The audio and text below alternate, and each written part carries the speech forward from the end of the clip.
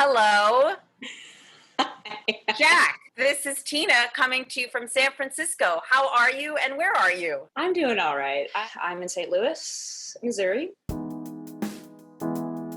Well, it's funny because I was on my Backstage profile and just doing some updates, and I realized that my account wasn't public. And so I had just put it public, and in that same session, I had seen assigned female at birth as a listing, and I was like, oh, great, I'm totally gonna audition for that. And then within a day of me like going public with my account, which had accidentally been on private,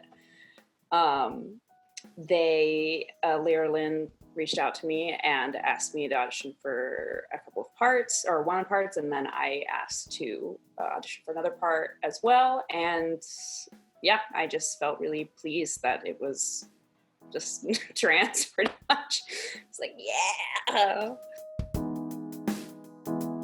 I think the thing I like most about Ari is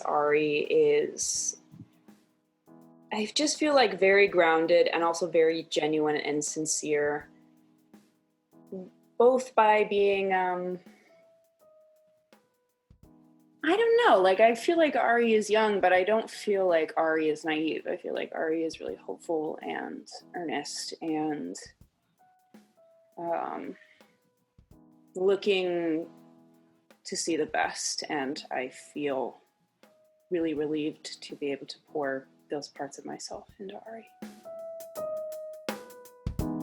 I think it's important because I actually think it's a line in the play that there are so many ways to be trans. And I mean, I feel like this is something people in the trans community know, that's like trans can mean non-binary, but it can also not mean non-binary. There are really so many ways to be trans or queer or NB or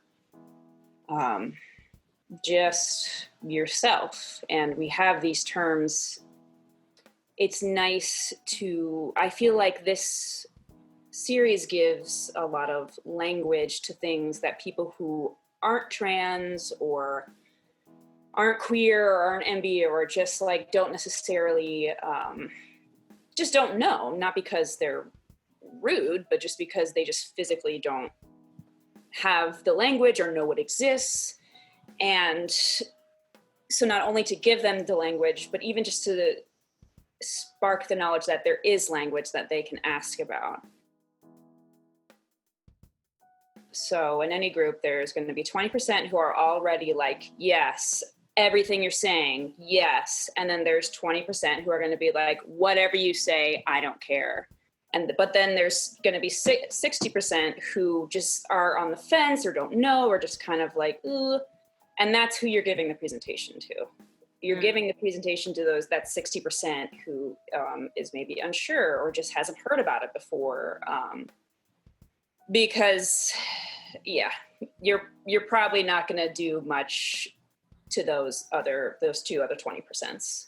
So I think it's a really good series for that 60% of the unsurers, or honestly, hopefully, maybe people who are desiring to start a conversation with their family, maybe about being trans or anything like that, and sometimes just it coming from a place outside of you makes people listen more, which has felt a little frustrating, but yeah, just hopefully like creating more media, I guess, to spark connection, essentially. Deaf, donate to the Indiegogo.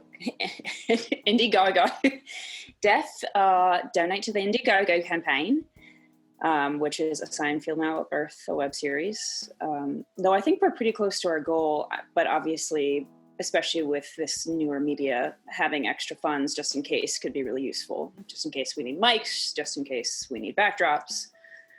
Because it's a pretty unexplored territory of art making. So having any extra padding could be really useful, and just spreading it on social media and, hopefully in a very, I guess, kind way. I have officially seen Halloween decorations in grocery stores, so I think the good season has started. I feel pretty stoked about that, but that's just me. Jack Henry, I can't wait to see you as Ari in Assigned Female at Birth. Thank you.